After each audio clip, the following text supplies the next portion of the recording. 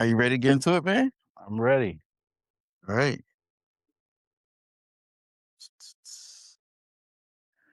1, 2, 3. Welcome to Secure the Soil, your podcast for everyone who wants to make a greener world. If you care about food, if you care about California, if you care about urban farming or policy or culinary arts or anything food system related, this podcast is for you. I'm very grateful today, very happy, today, excited. I came out here. I'm with my special What's guest. going on, y'all? As Ken, Farmer Ken. Here he is. All right. So Thank you for your time, man. thank you. We finally made it happen. Thank you, man, for pulling up. Yeah, man. It's been long overdue, man. Yeah. It's been long overdue. I'm very grateful to be here. Very excited to be here, man. You showed me the space. Got a lot of stuff going on here, man. That I think is just incredible. And yeah, I mean, introduce yourself a little bit more. Okay. Talk to the people, man. Tell them about you a little bit. I'll get into some questions, but go ahead, man. Saying the floor is yours. All right. My name is Ken. I'm the owner of the Farmer Ken. We're here in Southern California. I'm originally from Ohio. I've been out in California for 11 years. Mhm. I grew up learning how to grow food. So when I was about 5 years old, I was out helping my great grandmother and my grandmother, and that's how I started learning how to grow. So growing up with my great grandmother, my grandmother, and my great aunt showing me some of the skill set, and then we had our own garden space with my parents too growing up. So I learned when I was younger. Mhm. I went to the Ohio State University for undergrad, so I was in the College of Food, Agriculture, and Environmental Sciences, and I have a minor in natural resources. So I wasn't got that ag foundation. Uh-huh. Did a lot of ag culture classes in undergrad, and from there, I was living in Columbus, Ohio, with the Ohio State University. Relocated to Chicago, went to grad school in Chicago, a master's degrees in education, and then I ended up relocating to LA in 2014. Worked in education for a while, worked some nonprofits, and then I started my farm officially in 2020. So we've been rocking since 2020 with the Farmer Can. Mhm. And so I grow fruit, vegetables, herbs, flowers, and we have chicken, eggs. So year-round growing, sustainable growing. We don't use any pesticides on the land. Everything's organically grown. Mhm. We also do a youth component. So we do education programs for youth throughout Southern California, and we have a couple partnerships in LA. Myself, I also do some teaching from time to time, partnering with colleges, universities, nonprofits, and then I do technical support for other farmers throughout the state, public speaking. So there's a lot of things that I do, a lot of different hats that I wear in this farming world. Very well rounded, bro. Very, very well rounded. Very educated, articulate, very knowledgeable. And yeah, I learned a lot, man. I mean, I met you. I think I saw you on Instagram Yeah. before I met you at Prosperity Market. Yeah. Yeah. So you Yeah. had just like solidified your own farm around that time. Yeah. Yeah. Yep. Yeah. I was, what, 20, probably Yeah, like during 2021, 2021? Yeah, somewhere around around that there. time. Right Yep. there. So shout out to Prosperity Market. I Right. got an interview coming with them Nice. sometime soon. We work on the logistics, but we Yeah. sit down with them too. They just came to the land, back in March. That's what's up. So, yeah, That's they what's came up. out here too. Yeah, man. Well, once again, I'm at this beautiful space. How big is this space? We have a little over an acre Uh-huh. here on this land. And so we run this farm, and then we have two spots in LA that we take care of as well. There's Mhm. one Center for Sustainable Communities in Compton. Yeah, yeah, for We sure. run that garden space, and then we have a community garden space, Learning by Design for the youth that Uh-huh. we work with That's too. like my home, bro. The Compton. That's where I grew up in Eh, Compton. I spent a lot of time at the center and nice. before I moved and they have like a people's garden, you know Yeah, what I'm saying? I remember one day inaugural ceremony. yeah. They That's what got we they take got care of. yeah, yeah. They got a lot of Yep. delicious features. I haven't been there in a while since I've been back. I gotta pull up on them too. Yeah. Yeah, man. But you said you grow over 300 different trees and plants here? We have over 300 fruit Over trees on the 300. land. Okay, that's the Yeah, fruit tree. that's just the fruit trees, and then we have everything else, both perennial and seasonal, fruit, vegetables, and herbs. So, yeah, the fruit trees and everything else, and just the way it's about the way that we grow, and that's how Mhm. we're able to do a lot. I So mean, I know you the science of it all, man, is incredible, bro. It's to be able to grow that much stuff and an acre is a lot. I think for Yeah, me, this podcast is for people who are some people who are interested in things like this who might not know it's possible. yeah, Some people who are advocating for people like you. right, Some people who want to just learn and they want to support, and also some people who want to just buy things from people like you who might want to just eat better produce and want to eat locally sourced things or get their right. herbs. So Yeah, that uh, makes sense. I think that what you're doing here is for me, like I said, is very incredible. I think you're very successful at this. Is very inspirational to be able to we how I think we're helping to look at shape how we look at urban agriculture and urban farming. Right. It's not Yeah, just it could be something like this where it is some like a what's like a symbiotic cohesion where it's your house, but yeah, also you're producing, you're growing things, you're helping it to the conservation, yeah, you're helping the climate, you're doing your part, taking care of yourself, taking care of your community. yep, Also out the way, not in everybody's face, not in yeah. all in the mix, but just doing your thing, growing, supporting, helping, and then what I'm saying, living a peaceful, relatively peaceful life, what I'm Yeah, saying? yeah, as Um, much as possible, we try to. yeah. So uh before we get too much into, policy, because that is a part of it, Mhm. you have a lot of history within policy, within institutions. Yeah, Before we dive too much into all of that, and this podcast is about the food system. I do want to really take a moment, because I think sometimes I know I can move too fast. With you who's sitting in front of me, and I really want to acknowledge that you have built a real body of work, right? You've grown food, you've taught people, you've built a farm business, you've navigated state and level advisory spaces. You've become a resource for growers, like truly. You've become a resource. Um, and there are people who are trying to figure out what you have done and yeah, what you've already done. mhm, So I do want people to really walk away with this episode of really who could understand this level of discipline, this level of wisdom, and the persistence that it has taken to become Farmer King. okay, I know it wasn't like an overnight thing. It yeah, wasn't a magic wand. no, not at you all, know, not at all. it took a lot of work, I'm sure, and a lot of, recalibrating, learning, failing, succeeding, Yep, learning, processing, readjusting, um, having staff, like you said, just doing things the right way, accessing as much resources as possible yeah, to get here. So I know you say you started from, family dynamics, your grandma and all that stuff. But when did it click in your mind where you say, "Hey, you know what? I can actually do this, yeah, as a business and, and as a platform as well to really help, like, I can make this real." Like, when did that click for you? yeah, it didn't click for a while. I mean, I had when I moved to California and I got my first house, I had my first garden space, and then, I got other houses, I had garden spaces in LA, but I took it for granted. I just thought everybody had the skill set to grow, Mhm, something I had when I was younger, right? mhm, So I'm thinking everybody knows how to do this. And I just took it for granted. I was growing my fruit and vegetables and herbs, different things like that.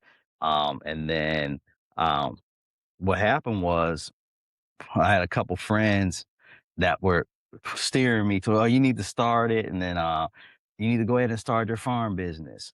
And that kept nudge every once in a while. Oh, you need to start your farm business. Start your business. Like how so one of my friends, Yuji, encouraged me to do it. He kept telling me, why don't you start your Instagram, start your business, farm business. Eventually I went ahead and did it. This mhm, is probably like 2019. I started an Instagram mhm, page, but I still wasn't really active on it until the pandemic hit uh-huh, and I expanded out the land even more, and that's when I kind of became more active. During that whole period too, 2019 had my grandmother passed away, who I grew up with, that showed me how to garden. And early in 2020, my grandfather passed away. So it was that whole period of time. Pandemic was hitting. George Floyd was happening. All of that was happening during that period of time, and so expanding my garden helped ground me mhm, and help with my healing process. mhm, And that's how I started. officially started the farm Mhm. business. And I went ahead and filed my paperwork, and with Juneteenth in 2020, that's when I This officially this was up. secured my EIN. Mhm. And then it took off from there. I started getting some media exposure, Yeah. and that's what catapulted the business.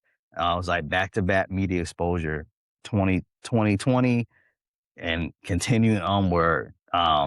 And that's what catapulted everything. So once it just kind of clicked, but in the beginning, it still was a struggle because first couple of years starting a business, Yeah, yeah, yeah. you're struggling, you're trying to gain your footing, and I that definitely, I felt that struggle Of in the course. beginning. But we were in the pandemic Yeah, in the yeah. beginning of it, but I've started doing some farmers markets and stuff like that, and then I figured out how to diversify my income stream, Uh-huh. and then that helped. And I think when I first, I started applying for grants, I started getting some grants as well, and then I think when I first got my larger grant, larger project, was through your connection, when we through the Southwest Regional Food Business Center.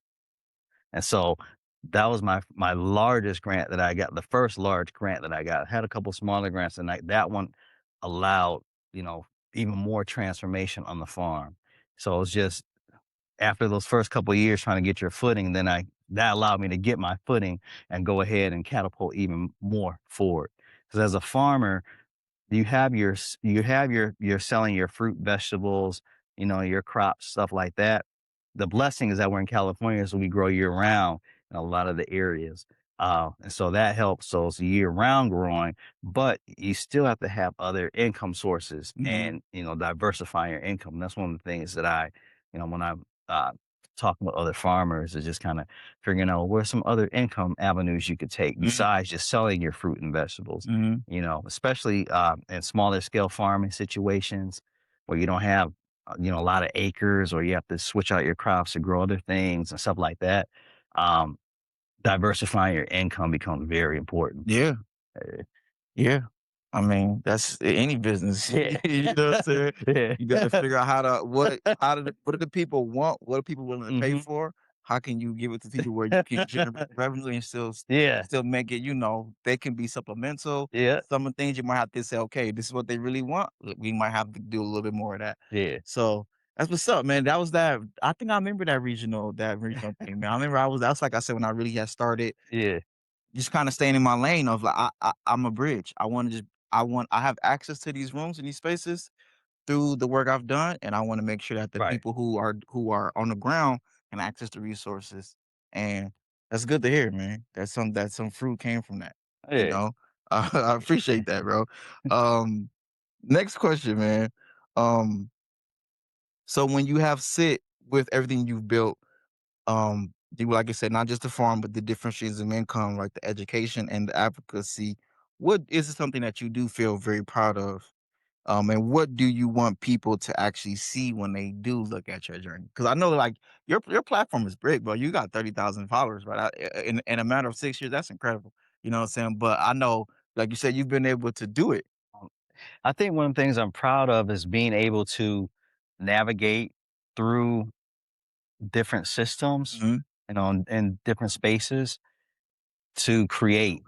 And a lot of times people think you can't build a farm if you don't have a lot of acres, or you can't, do this if you don't have whatever, right? So Hmm. a lot of times there's excuses, but you can do it.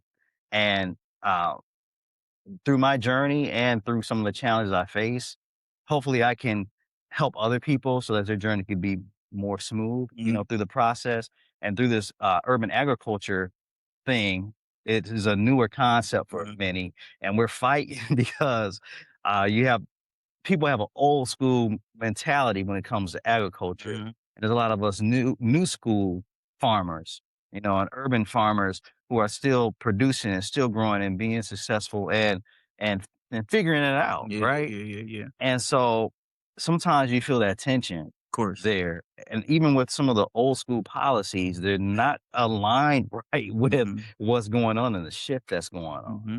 And so uh, being able to advocate and and then also educating and showing other people the way. I think that's Mhm. one thing I'm proud of, just being able to be a bridge and a network for Mhm. other farmers who are trying to do it, small scale farmers, urban Mhm. farmers. Yeah, because it's so interesting, this urban ag, because there Yeah. is, I mean, I know that we are in the middle of a major shift Right. where you have the average farmer, 60 years old, Yeah. respectfully, right? Coming is not have the vitality to run these 7,000-acre farms or Right. whatever, right? Yeah. But it's like, are they prepared to pass it down? You have a lot of us coming in from urban, Right. want to learn, but also they don't. We don't all want to jump and go do rural. Right. So we want to learn from the rural, work with the rural, Yeah. but also we don't want to leave the city, not all of us. Yeah. So I could see, because I'm also a part of this LA County Urban Act Committee. Mhm. Um, I was I was last year, and you could see that the FSA and the USDA, they're still trying to figure this thing out. They're still trying to figure it out. And Yeah. and urban ag, and I think that's a part of why we need to go in these spaces and just share Right. insight, because we do have the ability to influence our institutions. Yeah.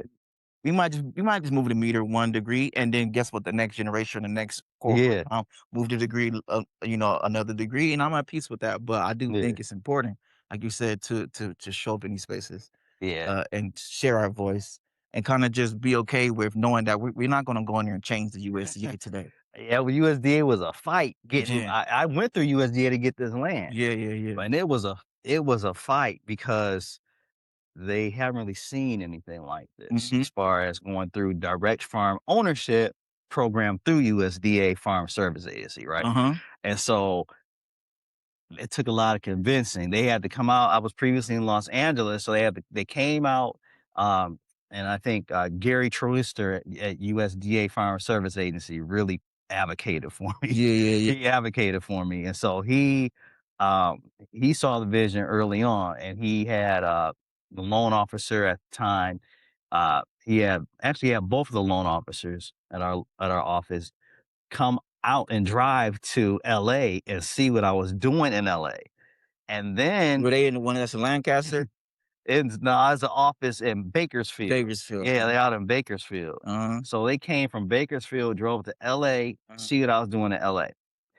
And then they had to do another trip to this land. Uh-huh. And I had to walk them around and show them a vision, Yeah, yeah, yeah, and then they got it. yeah, But it was a fight through that whole process. I had downloaded the handbook, and a couple times I had yeah, to quote the handbook, yeah, like, facts. we can now this says this, I should be able to do this, Uh-huh. and so using that tool and guide helped push it through, and I was able it took I want this took like 6 months. Yeah, It took like 6 months from the time I applied for, FSA direct farm ownership loan to close on the property. man. So it was a long process. But I don't even think that you might have been the first to do that, bro. It probably was one of the So yeah, in I mean, that office, definitely, you're you're because it was you're you're different. you're trailblazing, you're pioneering. Yeah. So you might have to lay so much groundwork All for eyes were on for the next person, and then all go eyes for were on me. the whole next generation. Yeah. Because I don't even think that people know that that's possible, It and it might not have been possible y had you not really say no.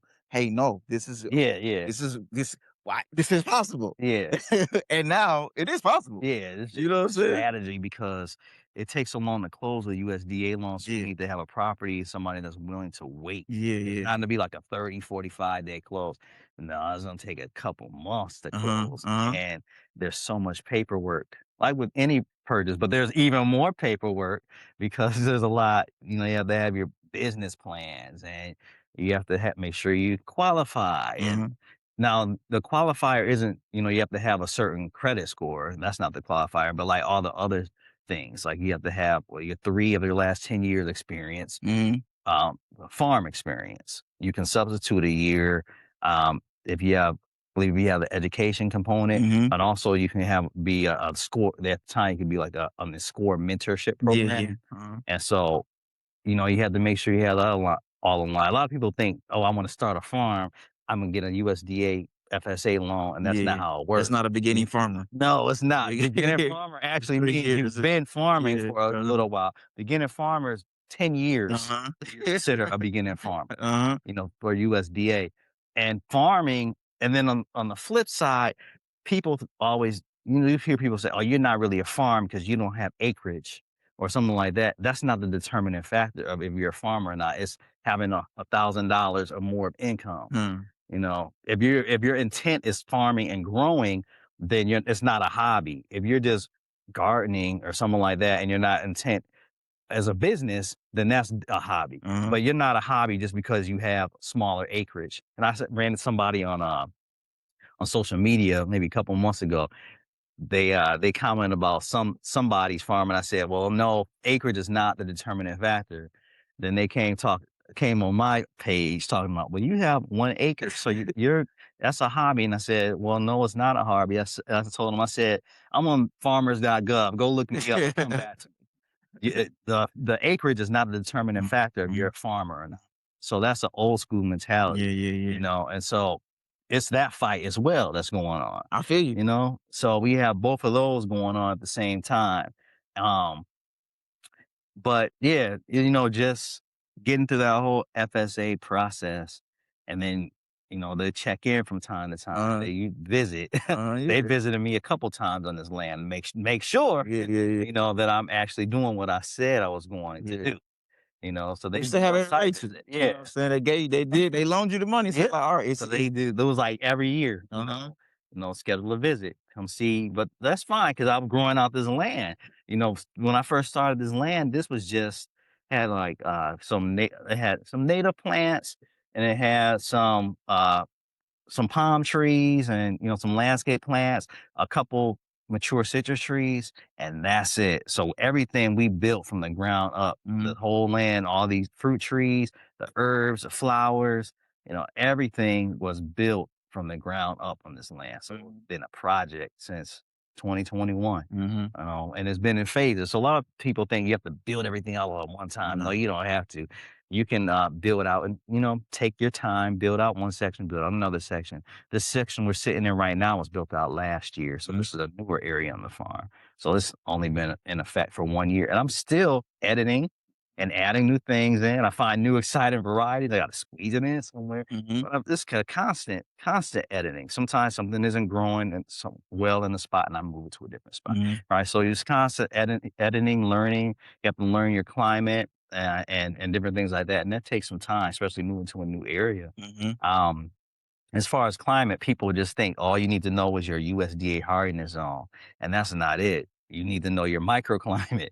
So USDA hardiness zone, you need to know there's something called your sunset climate zone that talks about your all your other things like your ocean influence, your elevation, your precipitation, your wind, all humidity, all those different factors. So that's very important to know as well. And then know the length of your growing season. Some areas get freezes in the wintertime, so Mhm. that impacts how what you can grow, when you can grow, how you can grow. Mhm. So it's all those different factors that you need to learn on your land, and that takes a little time too. Yeah. And then there's been more swings too, over the years. Even on this land, there's been more swings and changes with the weather. So you just have to roll with it and adapt. I mean, You know? you're building a relationship with the land. Yeah, This is what it is, yeah, It's you gotta learn the land gotta learn you, you yep. know what I'm saying? And I mean, this is really nice, man, this view. I'm sure after does it ever rain or it's a valley, so it might not rain a lot, Oh, we get rain in the but wintertime. uh-huh, I can normally cut the irrigation off in the winter. We get a good rainy season. I uh-huh. mean, we only get, maybe what, 14 inches, Yeah, 12, yeah, 14 yeah. inches on a typical winter. But I've seen winters here where we had over 20 inches of rain.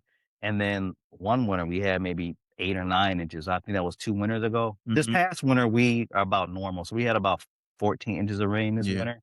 So when we get the rain, I can cut the irrigation off in Uh-huh. the wintertime, usually for a couple months. I'm sure when it rains, after it rains, man, it's like the view is crazy, man. Yeah, and you know what? We also get summer rain here. Really? We get the summer monsoonal rain sometimes. So Uh-huh. sometimes in the summer, I want to say maybe like 2 or 3 times a summer, we'll get an afternoon thunderstorm, or sometimes it'll be a nighttime thunderstorm. Mhm. Doesn't happen often, but once in a while, Palm Springs is like an hour away. Mhm. So those storms come in from that way, from the desert Southwest.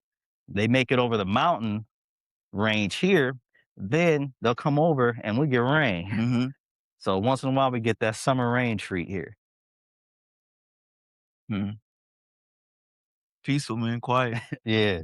It's one of the selling points, having this view, and Uh-huh. that's why we built this platform up here. It's still a product. We're gonna have a pergola up here this year, and you know It's gonna it'll be be a nice. lookout, so it'll be nice.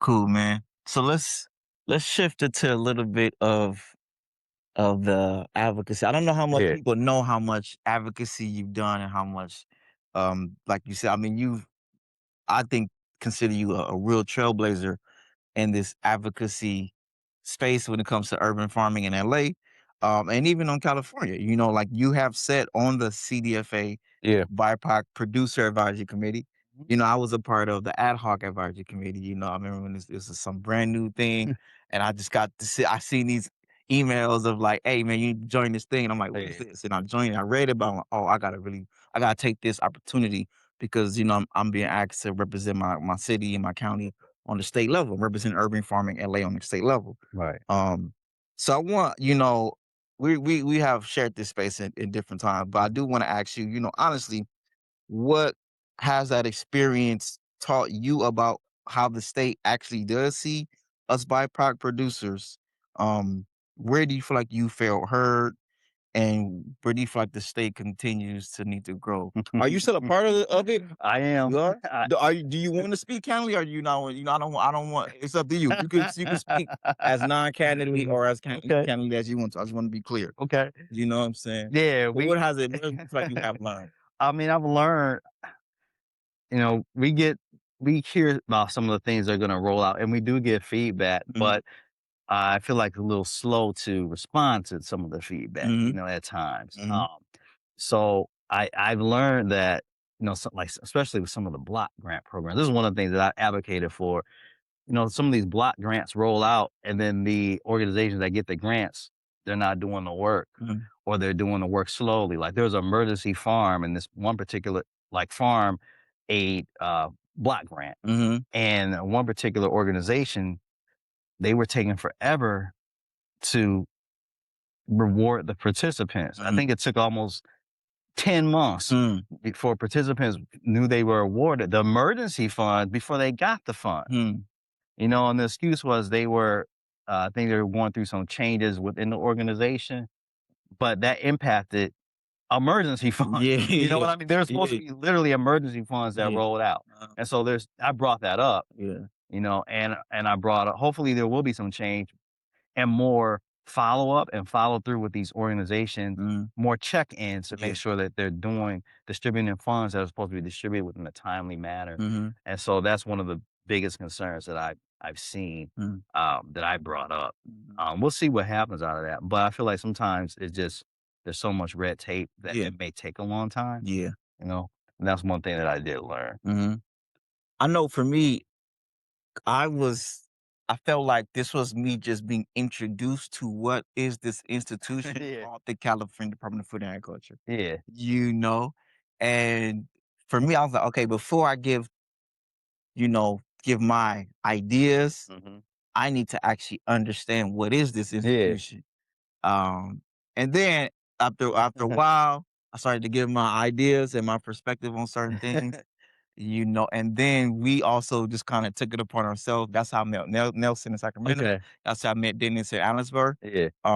We decided, and I also met Roosevelt, Okay. who was one of the pioneers of, like, he has been in this for a long time. Yeah. So if you ever meet the elder named Roosevelt, but he was one of the main ones who was like, "Hey, land, land, land, land, land." Yeah. And then we all came together and said, "Okay, we got to figure this out by ourselves to a degree. We Right. can work within this institution, but we also have to work Yeah. together, and we have to go and advocate for ourselves." So we were a part of the initial conversations, along with many other people, I'm sure, but we were part of the initial conversations of, like, how do we ensure that the state, actually implements these?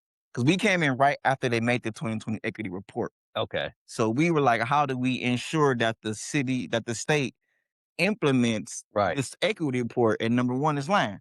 Yeah. So for me, it was just very educational. Like I said, I gave my insight on certain things, but I was very like, I want to learn, and I want to understand, and then now I want to be a resource. Right. So that way, at least now I can operate in other rooms with saying, "Hey, I'm on the BIPOC advisory committee, and how can I leverage this to real resources for my community?" But it was during the pandemic too, so I'm glad that we were able to continue to push them Mhm.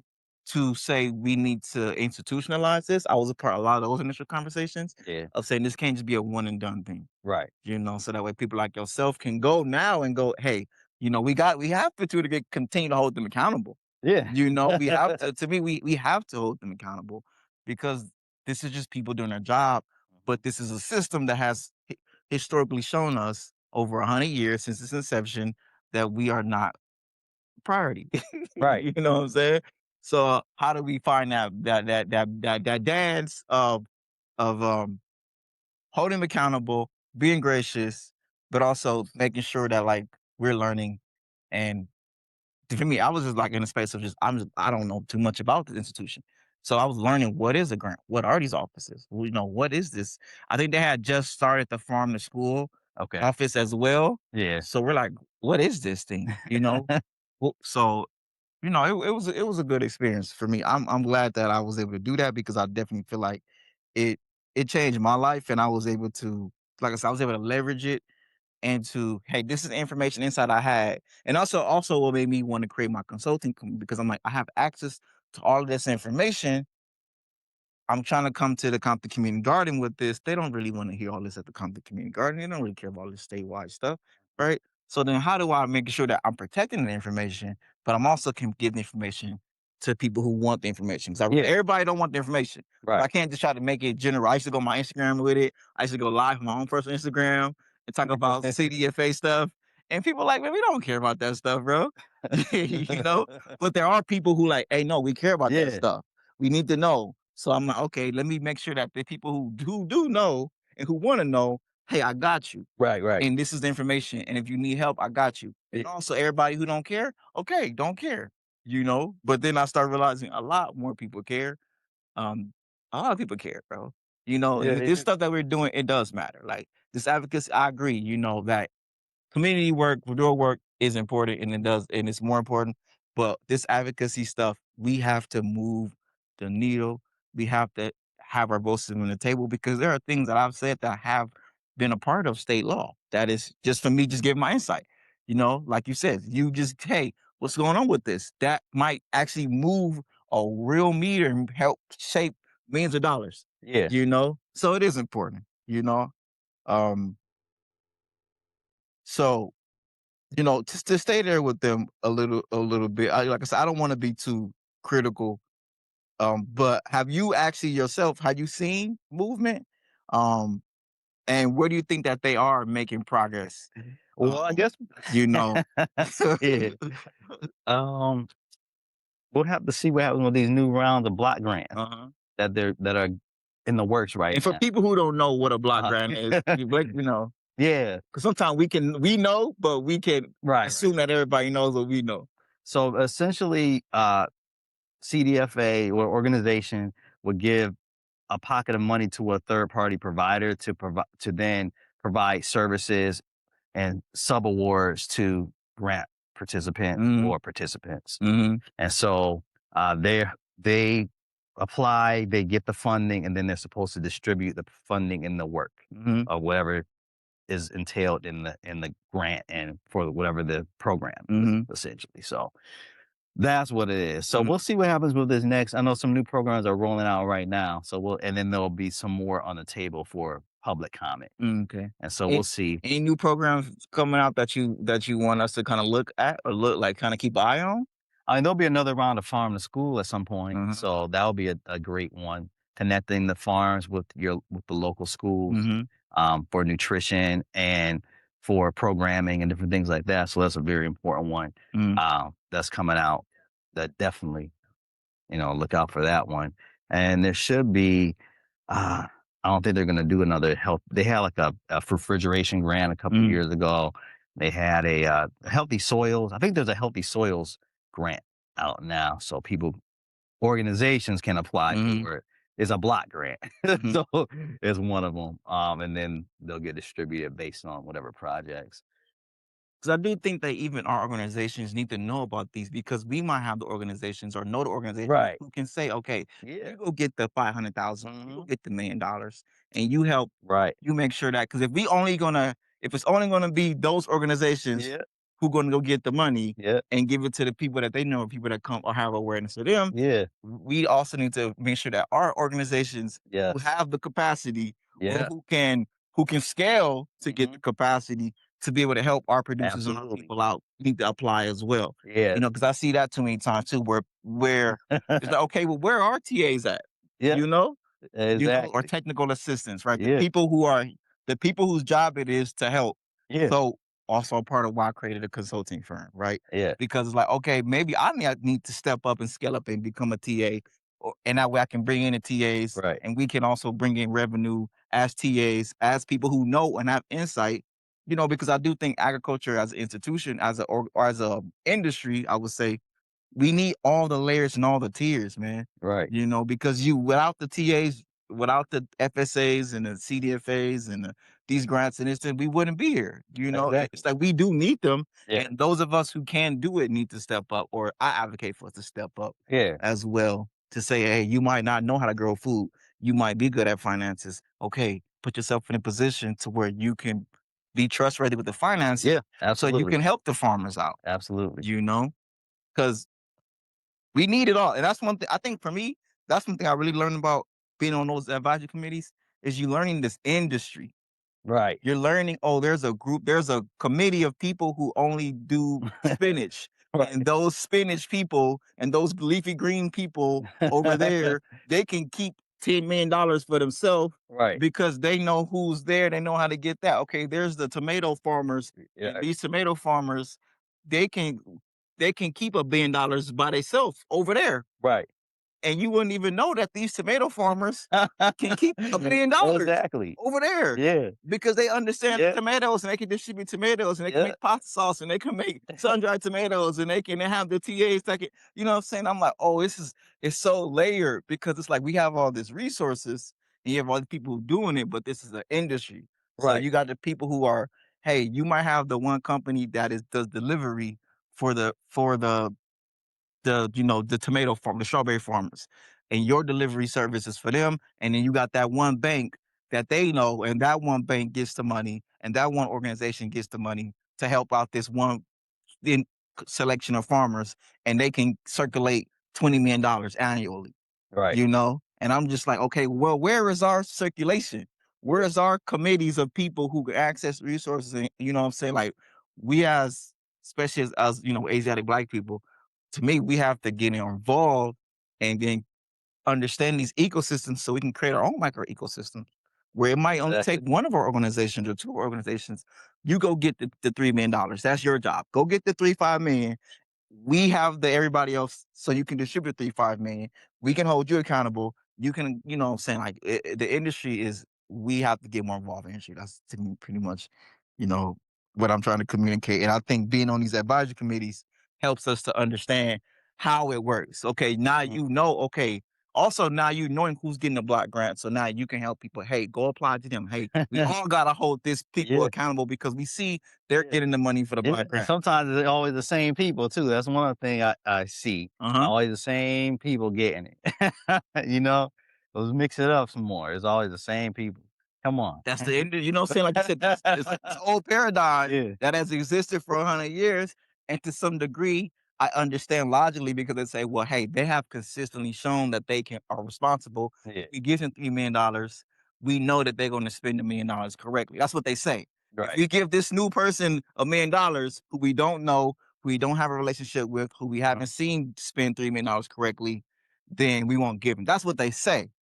Right. But then, like you said, okay, y'all, you know them and they've been doing this every year. And how now we look up and they still ain't giving the money out. Mhm. So what they say and what they do is two different things. Right. And how do we, to a degree, infiltrate and hold them accountable and say, hey, no, okay, there are new organizations. Hey, if Right. you are an organization who's shown you can do this responsibly, come pull up, come apply, come tap in because we do need more people involved in the industry.